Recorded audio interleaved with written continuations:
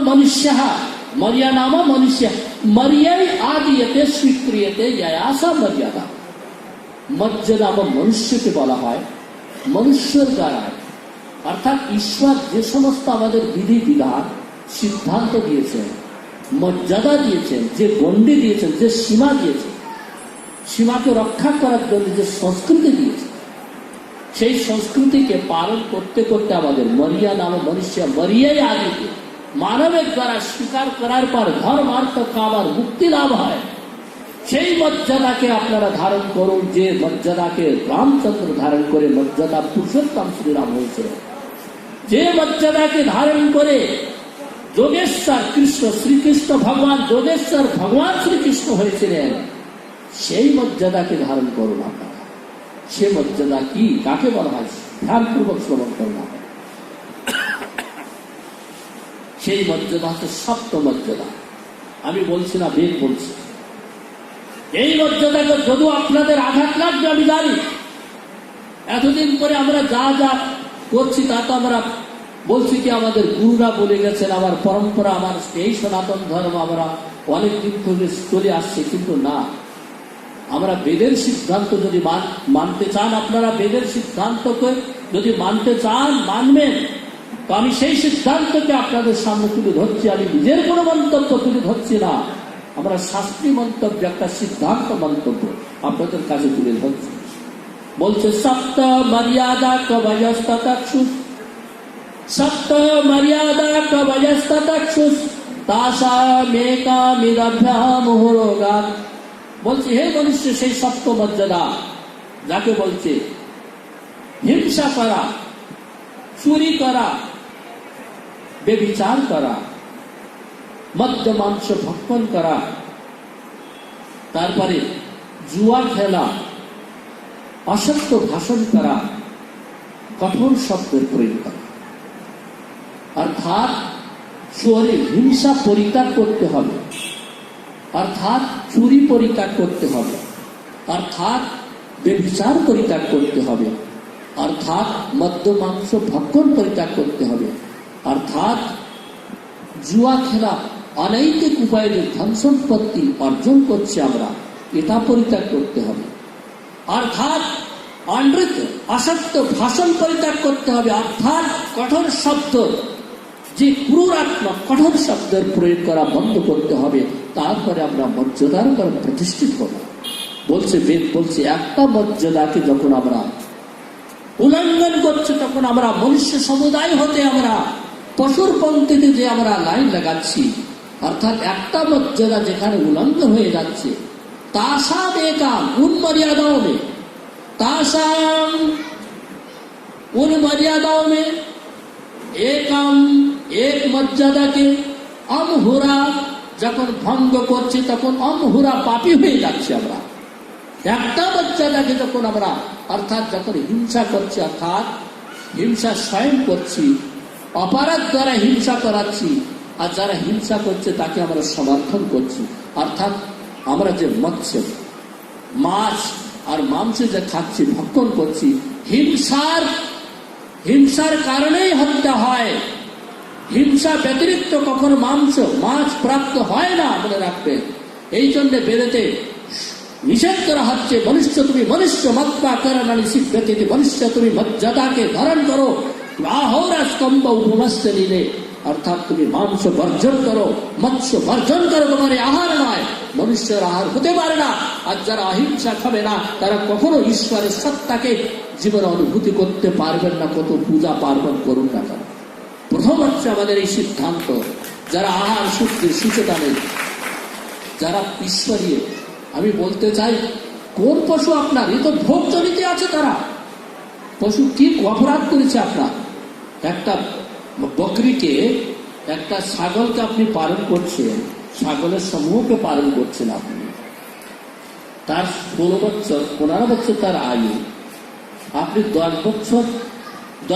যখন সে বড় হয়ে গেছে 10 বছরে আপনি তাকে কসাইয়ের হাতে দিচ্ছেন অথবা স্বয়ং আপনি ঘরেতে যখন অতিথিগণ আসছে তখন তাকে গলা ছেদন করে দিচ্ছেন আপনি বলুন সে বসে এতদিন ধরে মাতা পিতৃবাদ আপনি পালন করলেন, সে আজ কোন অপরাধ করেছে যে তাকে তার গলায় ছুরি চালাচ্ছেন? কে যে পরিপালন করে, পালন পোষণ করে, সে তো মাতা পিতার সমান। মাতা পিতাকে নিজের শিশুকে হত্যা করছে, এটা কি আপনার ভিতরে অন্তর করেন, আপনাকে ঝকঝক করে না? তাও বলি, যখন আপনি তার গলায় ছুরি চালাচ্ছেন, তার এর অভিপ্রায় কি? একটা অন্যায় কোথায় হচ্ছে আপনি দেখুন। ঈশ্বর তাকে ভোগ জড়ি দিয়েছে, তার কর্মফল যেরকম আমাকে জড়ি দিয়েছে, মনুষ্য জড়ি দিয়েছে, তত তাদের তো ভোগ কর্মফল ভোগার জন্য ভোগ জড়ি দিয়েছে। আমার তো ভোগ জড়ি আর কর্মজলি দুটো আমি পেয়েছি। সে ভোগ জলি পেয়েছে, তাকে ঈশ্বর এই জন্য সৃজন করেছে, তার ভোগ জলি, তার কর্মফল ভোগার জন্য, তাকে মনুষ্যকে সহায়তা করার জন্য। মনুষ্য এত দুর্বল প্রাণী, তার অনেক অনেক পশু পাখিদের সহায়তা চাই, অনেক বৃক্ষ বনস্পতি সহায়তা চায়, তার সে জীবন ধারণ করতে পারে না। তাকে সাহায্যের জন্য, তার কর্মফল ভোগার জন্য তাকে পরমাত্মা তাকে সৃষ্টি করেছে। কিন্তু আপনি কি করলেন? তাকে ধরে আপনি গলা কাটছেন। তো পরমাত্মার তার আয়ু ছিল 15 বছর, তার 5 বছর জীবনকাল অবধি এখন শেষ আছে, আপনি তাকে ধরে কাটছেন। তাই ঈশ্বরের ন্যায় ব্যবস্থাতে আপনি পক্ষপাত করছেন, তার ন্যায় ব্যবস্থাকে ধরে নিজের হাতে নিচ্ছেন, ন্যায় ব্যবস্থা নিয়ে তাকে হত্যা করছেন। বলুন, ঈশ্বরের হস্তক্ষেপ, ঈশ্বরের ন্যায় ব্যবস্থাতে যখন আপনি হস্তক্ষেপ করছেন, তখন ঈশ্বর দেখছে, আরে এ তো আমার চেয়ে উপর উঠে গেছে মনুষ্য, একে দিয়েছিলাম বুদ্ধিপূর্বক কাজ করার জন্য, এ বেদকে পড়েনি, শাস্ত্রকে পড়েনি, গুরুজনের আদেশকে পালন করেনি, আমার ন্যায় ব্যবস্থাকে হস্তক্ষেপ নিয়ে সে আমার প্রাণীকে হত্যা করছে। বলুন, তাই দেখছে মাংসাহারী ব্যক্তি কোনো না কোনো প্রকার সে এমন ভাবে জটিল রোগগ্রস্ত হয়ে যাচ্ছে, অথবা সে যদি রোগগ্রস্ত না হয়ে যায়, তার পরিবারের এমন এক ব্যক্তিকে রোগগ্রস্ত করে দিচ্ছে, তাকে দেখে দেখে আজীবন তাকে দুঃখ আর কষ্ট অনুভব করতে হচ্ছে। এটা দেখবেন আপনার সূক্ষ্ম বুদ্ধির দ্বারা চিন্তন করেন। এটা মাংসাহারী ব্যক্তি কখনো সুখে থাকবে, কখনো শান্তিতে থাকবে। অপরেরকে প্রাণ নিয়ে সে যখন কাউকে প্রাণ দিতে পারে না, বলবেন কে তো আমাদের জন্য উৎপন্ন করেছে। আরে আপনার জন্য উৎপন্ন করেছে শাক সবজি, অনেক কিছু প্রাকৃতিক সম্পদা উৎপন্ন করেছে খাওয়ার জন্য, যা বেদের আদেশে আছে, যা আয়ুর্বেদের অনুসারে আছে। হেতু দিচ্ছে আমাকে। আর আন্ডা যায় না, আন্ডা তো ফলের মতন, এর হেতু দিচ্ছে, বলছে শাক সবজি তো প্রাণ আছে তাদের, এইসব হেতু দিয়ে আমাদের বোঝাবার চেষ্টা করছে। আরে তুমি নিজেকে বোঝাও না প্রথমে। তোমার তুমি যখন পশুকে হত্যা করছো, তোমার অন্তঃকরণের চিন্তার কি? তোমার কাছে মোবাইল আছে, তুমি যখন মোবাইলে যখন নম্বরটা গলত হচ্ছে, তখন সে সংকেত করছে তোমার নম্বরটা গলত হয়ে যাচ্ছে। যখন এই মোবাইল আমাকে সংকেত করছে, আমার ভুলকে ধরছে, তখন মোবাইল নেই, এখানে অন্তঃকরণের কি আওয়াজ নেই? আপনার একটা উদ্ভাসিত নেই, আপনার একটা আওয়াজ নেই কি? আপনার স্পন্দন নেই। সেও তো বলছে, মনুষ্য যখন তখন খারাপ কর্ম চিন্তা করছি, তখন ভিতর থেকে আমাদের আসে ভয়, শঙ্কা, লজ্জা উৎপন্ন হচ্ছে কিনা বলুন? কুকর্ম করার জন্য চেষ্টা করুন, তুরন্ত ভয়, শঙ্কা, লজ্জা উৎপন্ন হবে।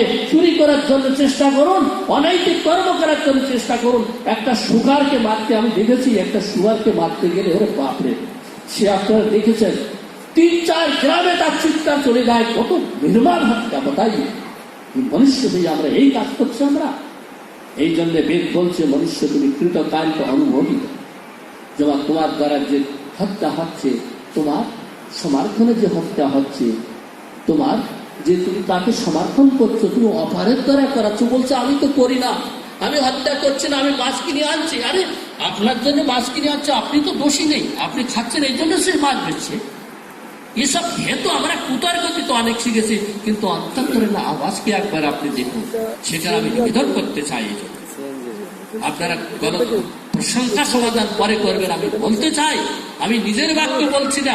তারা এই জন্য বলছে প্রথমে হিংসা পরিত্যাগ করো। যতদিন পর্যন্ত হিংসা পরিত্যাগ করবে না, ততদিন পর্যন্ত ঈশ্বরের অনুভূতি হবে না। আমি বলছি না, বেদ গ্রন্থ স্বয়ং বলছে কি মনুষ্য তুমি যদি ঈশ্বরকে অনুভূতি করতে চাও, ঈশ্বর অহিংসা, তার গুণকর্ম স্বভাব যদি তোমার জীবনে না আসে, তুমি ঈশ্বরকে কিভাবে প্রাপ্ত করবে? ঈশ্বর ন্যায়কারী, তো আপনাকে ন্যায়কারী হতে হবে। ঈশ্বর দয়ালু, সুতরাং আপনাকেও দয়ালু হতে হবে। ঈশ্বর পরোপকারী, আপনাকেও পরোপকারী হতে হবে। বলুন, এই জন্য আমি নিবেদন করি, ঈশ্বরকে অনুভূতি করতে গেলে এই সপ্ত সম্পদা, সপ্ত মর্যাদাকে জীবনে স্থান দিতে হবে। তারপরে অথাৎ ব্রহ্ম জিজ্ঞাসা, ঈশ্বরের জিজ্ঞাসা স্বয়ং উৎপন্ন হয়ে যাবে। তখন এ থাকবে না, আর ন্যায়ালয় থাকবে না। ন্যায়ালয়তে বসে আছে সারা ন্যায় করছে কে আছে কালা কোট পড়ে। বলুন, একজন অসত্য, আমার কয়েকজন মিত্র আছে, তারা বলি আমরা কখনো সত্য কথা বলি না, সত্যি বলছে। কি হচ্ছে ন্যায়ালয়, কি হচ্ছে আমাদের আজকাল অডিট করছে, অডিট তারা কি করছে বলুন? একটা আমাদের এখানে বৈদিক ধর্মতে একটা অশুদ্ধ, একটা চুরি, ছোট চুরি বর্জিত আছে। ঈশ্বরকে পেতে গেলে এমন সুরস্য ধারা নিষিদ্ধা দুরাত্মা দুর্গম পদস্তাৎ কবয় বদন্তি। ঈশ্বরের মার্গ কিরকম বলছে আপনাদের কাছে? অনুপন্থা সুরস্য ধারা। অনুপন্থা অর্থাৎ সূক্ষ্ম মার্গ, সুরস্য ধারা তলোয়ারের উপরে, ধারের উপরে চলার সময়। অনুপন্থা যে সূক্ষ্ম বুদ্ধি উৎপন্ন করতে হবে। ঋতম্বরা প্রজ্ঞা, আমরা যে প্রজ্ঞা আমাদের আছে, স্মৃতি বুদ্ধির স্তর আছে মনে করুন, এই বুদ্ধির স্তরকে আমাদের উন্নতি করতে হবে। স্মৃতি একটা বুদ্ধির স্তর, বুদ্ধি একটা বুদ্ধির স্তর, মেধা প্রজ্ঞা ঋতম্বরা। যদি আমরা ঋতম্বরা প্রজ্ঞা, ঋতম বিভারতি সত্যম বিভারতি, ঋতম যে সত্যকে ধারণ করে, সত্য শাশ্বত সত্যকে যে ধারণ করছে, তিনি ঋতম্বরা প্রজ্ঞাযুক্ত হচ্ছেন। তিনি সে কেবলমাত্র নির্ণয় করতে পারেন সত্য কি অসত্য কি। এই জন্য আমাদের সামান্য স্তর থেকে উচ্চ স্তরে উদ্গয়ম তমসাস্বর ইস্পা পশ্চান্ত উত্তরম দেবম দেবত্র সূর্য মগন্ম জ্যোতিরুত্তম। আমাদের স্তরকে উচ্চ করতে ভোগ লাভের নিচে যত কিছু আছে সব ভোগ, ভোগ প্রবৃত্তি আমাদের উৎপন্ন করে। আপনি ভোগের থেকে যোগের দিকে উঠুন, উদ্গয়াম উপরে উঠার চেষ্টা করুন। বিবেকের স্তর, অসম্প্রজ্ঞাত সমাধিস্থ লাভ করুন, সম্প্রজ্ঞাত সমাধিস্থ লাভ করুন। জব নিয়ম আসন প্রাণায়াম প্রত্যাহার ধারণা ধ্যান সমাধি এই অভ্যাস করুন। জম কাকে বলে? জমের ভিতরে প্রথমে রয়েছে অহিংসা, সত্য আস্তে ব্রহ্মচর্য পরিগ্রাহ্যমা। একে সার্বভৌম মহাব্রত বলা হচ্ছে। দেশ কাল সময়ানাবচ্ছিন্ন সার্বভৌম মহাব্রতম। আমি নিজের শব্দাবলী প্রয়োগ করছি না, আমি শাস্ত্রের অধ্যয়ন করাচ্ছি, আর আমি এটা অনুভব করছি জীবনে, আপনাদেরও অনুভব করতে হবে। দেশ কাল সময়ানাবচ্ছিন্ন সার্বভৌম মহাব্রতম। এই মহাভারত সবার জন্য, কোনো দেশ কাল পরিস্থিতির ব্যাঘাত নয়। ধর্মের আমি দুটো স্বরূপ আপনাদের সামনে রাখছি। আমরা যে ধর্ম পালন করছি, ধর্ম শুনুন, একটা তটস্থ লক্ষণ ধর্মের, আর একটা হচ্ছে স্বরূপ লক্ষণ। ধর্মের তটস্থ লক্ষণ অর্থাৎ তটস্থ নদীকে আমরা বর্ণনা করছি, নদীর কিনারে যে নদীকে বর্ণনা করছি। আর একজন নদীর জলে স্নাত হয়ে স্নান করার সাথে সাথে নদীকে অনুভব করছে। একজন ধর্মের উপদেশ করছে, ধৃতিক সমাদম অস্তেয়ম শৌচমিন্দ্র নিগ্রহা দীর্বিদ্যা সত্য মক্রদ দশকম ধর্ম লক্ষণম। সে পঠন পাঠন করছে, সে স্বয়ং পড়ছে, অপরকে পড়াচ্ছে। ধর্মের একটা তটস্থ লক্ষণ। আর সে যখন পঠন পাঠনও করছে, আর পঠন স্বয়ং পড়ছে, অপরকে পড়াচ্ছে, আর স্বয়ং আচরণ করে সেটা জীবনে ধারণ করছে, তাকে বলে ধর্মের স্বরূপ লক্ষণ।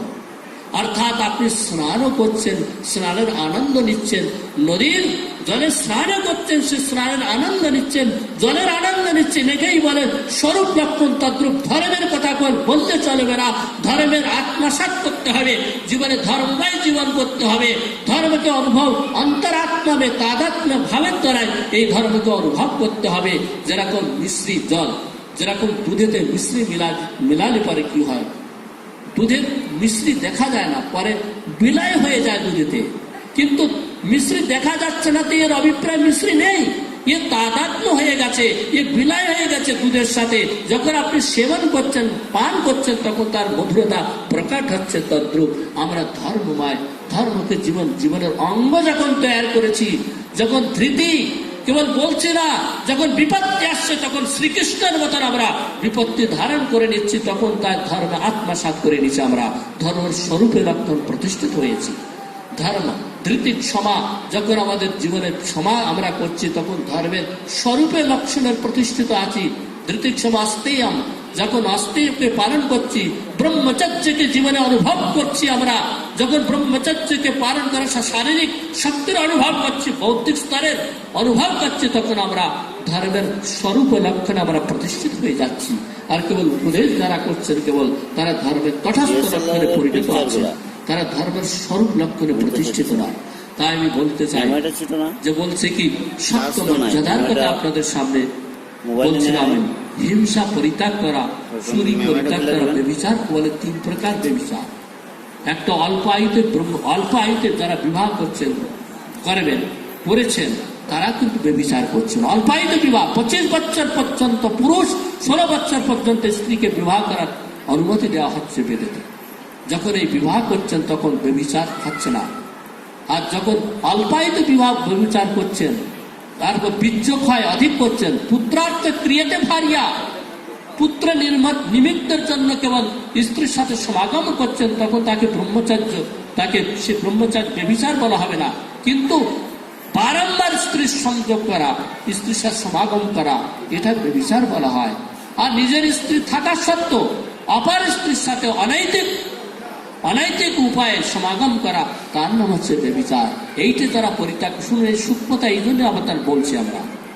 কেবল আপনারা যা শুনছি তাই ধর্ম হয় না, যা করছি তাই ধর্ম হয় না, যাই আমার চিপা বলছে আমি খাচ্ছি তাই ধর্ম হয় না, যা স্বেচ্ছাচারী করছে তাই ধর্ম হয় না। আপনি অন্তঃকরণে আবার জিজ্ঞাসা করুন। একবার যাজ্ঞবল্ক্যের কাছে জিজ্ঞাসা করেছিলেন জনক রাজা জিজ্ঞাসা করেছিলেন যাজ্ঞবল্ক্যের কাছে, হে যাজ্ঞবল্ক্য বলুন, মানুষ কার জ্যোতিতে চলে, কার প্রকাশে চলে? তিনি বললেন সূর্যের জ্যোতিতে চলে। সূর্য যখন অস্ত হয়ে যায় তার কার জ্যোতিতে চলে? বলছে চন্দ্রমার জ্যোতিতে চলে। চন্দ্রমা যখন ডুবে যায় তখন কার জ্যোতিতে চলে? বলে ভৌতিক অগ্নির জ্যোতিতে চলে। ভৌতিক অগ্নি যখন রাখ হয়ে যায় তখন কার জ্যোতিতে চলে? তখন বলে তো শব্দের জ্যোতিতে। আমরা শব্দ যখন কাউকে দেখতে পাই না তখন শব্দ বলি, আমি এখানে আছি, শব্দ জ্যোতিতে চলে। বলছে শব্দ যখন লুপ্ত হয়ে যায়, কে গুঙ্গা হয়ে যায়, তখন কার গতিতে চলে? সূর্যের জ্যোতি। সূর্য যখন অস্ত হয়ে যায় তখন চন্দ্রমার জ্যোতিতে চলে। চন্দ্রমা যখন যখন ডুবে যায় তখন ব্যক্তি ভৌতিক অগ্নির জ্যোতিতে চলে। ভৌতিক অগ্নি যখন রাখ হয়ে যায় তখন শব্দের জ্যোতিতে চলে। আর যখন শব্দের জ্যোতি যখন বন্ধ হয়ে যায় তখন কার জ্যোতিতে মনুষ্য চলে? যাজ্ঞবল্ক্য উত্তর দিচ্ছেন, তখন মনুষ্য অন্তঃকরণের জ্যোতিতে, আত্মার জ্যোতিতে চলে মনুষ্য। এই জন্য আত্মার জ্যোতি কি আপনার সেটা উপলব্ধ করুন আপনার জীবনে। আমরা এই আত্মার তত্ত্বকে বুঝি না, আত্মার জ্যোতিকে উল্লঙ্ঘন করি। উদ্ধারের আত্মারাম অবসাদে, গীতাতে এই জন্য আত্মাকে রক্ষা তখন আমরা করতে পারবো যখন ভিতর অন্তঃকরণ ঝেঁকে দেখবো। বেদের অনুসারে যখন আমরা চলবো, ঈশ্বরের সত্তাকে, মহান সত্তাকে, বিরাট সত্তাকে যখন জীবনে অনুভব করব, যখন যোগের মাধ্যমে যখন আমরা, এই জন্য বলা হচ্ছে বেদের মন্ত্র। আমি আর টানতে চাই না, কারণ সময় আমাদের অতিক্রম হচ্ছে। একটু আমি বিরতি দেব, একটু পরে আমি বলতে চাই, বেদ মন্ত্র বলছে মনুষ্য তুমি ঈশ্বরকে উপলব্ধ কিভাবে করতে পারবে? কেন ঈশ্বরকে তুমি প্রাপ্ত করছো না? তোমার ঈশ্বর তো সর্বব্যাপক, সব জায়গায় আছে, সবার অন্তঃকরণে থাকার সত্ত্বেও কেন তুমি অনুভব করতে পারছো না? বলছে ঈশ্বর তো সর্বব্যাপক আছে, ঠিক আছে, ঈশ্বর সর্বভূতানাম, গীতা তো বলাচ্ছে সর্ব জায়গায় আছে, কিন্তু বলছে সর্ব জায়গায় থাকার সত্ত্বেও সদোষ অন্তঃকরণে ঈশ্বরের প্রতীতি হয় না। সদোষ অন্তঃকরণে যখন আমাদের অন্তঃকরণ দোষযুক্ত থাকে তখন ঈশ্বরের অনুভব হয় না। এই জন্য বলছে নির্দোষ অন্তঃকরণে ঈশ্বরের প্রতীতি হয়। নির্দোষ অন্তঃকরণ করতে হবে আমাদের। ঈশ্বর সব জায়গায় আছেন, তবে ঈশ্বরের আমরা উপলব্ধি করতে পারছি না। কেন? ঈশ্বরের আমরা পাত্রত্ব প্রাপ্ত করতে পারিনি। যে ঈশ্বরকে প্রাপ্ত করার জন্য একটা পাত্রত্ব চাই আমাদের, সেই পাত্রত্ব উৎপন্ন করতে গেলে আমাদের শাস্ত্র, দর্শন ইত্যাদি অধ্যয়ন করতে হয়, গুরু মুখ দিয়ে আমাদের অধ্যয়ন করতে হয়, আমাদের আচরণবান হতে হয়, চরিত্রবান হতে হয়, আহার শুদ্ধি করতে হয়, ব্যবহার শুদ্ধি করতে হয়, জ্ঞানের পবিত্রতা, শুদ্ধ জ্ঞান, শুদ্ধ কর্ম, শুদ্ধ উপাসনা করতে হয়। শুদ্ধ জ্ঞান পূর্বক শুদ্ধ কর্ম করি, শুদ্ধ জ্ঞান আর কর্মপূর্বক শুদ্ধ উপাসনা যখন আমরা উপনীত হই তখন আমাদের উপরে বিবেক উৎপত্তি হয়, তখন আমরা ঈশ্বরের অনুভব করি। তাই বেদ মন্ত্র বলছে নতম বিদাতা জয়মা যজানা, নতম বিদাতা জয়মা যজানা, অন্য দুষ্মকম মন্তরম বভুবা, নিহারেণ প্রাবৃতা জল্প্যা চাসু ত্রিপা উক্ত শাসস্য রক্তি। বলছে হে মনুষ্য, তুমি এই জন্য অনুভব করতে পারছো না, মল বিক্ষেপ আবরণ এই শব্দটা আমি বারবার উচ্চারণ করি, কারণ মল, আমি একটা জলের ঘাড়া নিয়ে আমি দেখছি, জলের ঘাড়াটা নিয়ে আমি নিজের চেহারাকে, মুখমণ্ডলকে দেখছি, আমি দেখা যাচ্ছে ভালো। আমি যে এক চামচ মাটি নিয়ে তার সঙ্গে মিলিয়ে যাই, তাহলে দেখতে পারবো কি আমার চেহারা কিন্তু দেখছি না, আমি দেখতে পাচ্ছি না, পাচ্ছি কি মল এসে গেছে তার। আচ্ছা, আমি এক চামচ সেখানে মাটিও মিলালাম না, আমি কিন্তু ঘাড়াতে, কুম্ভতে আমি কি করছি, চেহারা দেখছি, কিন্তু আমি চেহারা দেখার সাথে সাথে আমি কুম্ভকে ধরে যদি হিলাতে আরম্ভ করি, বিক্ষেপ উৎপন্ন করে দেয়, তবু আমি চেহারাকে দেখতে পারবো না। পারবো কি বলুন? পারবো। আচ্ছা, আমি সেটাও করলাম না, চেহারা আমি দেখছি, কিন্তু আমি তার ভিতরে আবরণ, পর্দা চড়িয়ে দিচ্ছি, তার ভিতরে ঢাক্কান রেখে দিলাম, তবু আমি তার চেহারাকে, আমার নিজের চেহারাকে আমি দেখতে পাবো না। তাহলে বোঝা যাচ্ছে মল যদি তার ভিতরে মিট্টি মিলাই আমরা, তবু তার ভিতরে দেখলে পারে তো চেহারা দেখা যাবে না। তার জলের ভিতরে যদি বিক্ষেপ উৎপন্ন করে দেয়, চঞ্চলতা উৎপন্ন করে, তবু আমার চেহারা দেখাই দেবে না। আর তাকে যদি আবরণ আচ্ছাদিত করে দেয়, সেটাও দেখা যাবে না। তাহলে আমার জীবনে ঈশ্বরের প্রতিবিম্ব, ঈশ্বর আমরা কিভাবে দেখবো? দ্রষ্টা ও স্রষ্টা। ঈশ্বরকে তখন আমরা দেখতে পারবো যখন মন আমাদের জীবনে, কাম, ক্রোধ, লোভ, মোহ, ঈর্ষা, দেশ এসে যাকে মন এসে যাবে, তখন আমরা ঈশ্বরকে সাক্ষাৎকার করতে পারবো না। মন বিক্ষেপ যখন চিত্রের ভিতরে চঞ্চলতা এসে যাবে, তখন কিন্তু ঈশ্বর রজগুণ আর তমগুণের দ্বারা ঈশ্বর চঞ্চল চিত্ত হয়ে যায়। এই জন্য রজগুণ আর তমগুণকে যতদিন পর্যন্ত রোধ করবো না, শতগুণ প্রধান যুক্ত যখন চিত্ত করবো না, ততক্ষণ পর্যন্ত আমাদের স্থির চিত্ত হবে না। আর স্থির চিত্ত না হলে পারে ঈশ্বরের সাক্ষাৎকার হবে না। আর বিক্ষেপ বলা হচ্ছে আবরণ, অবিদ্যা রূপে আবরণ, অবিদ্যা।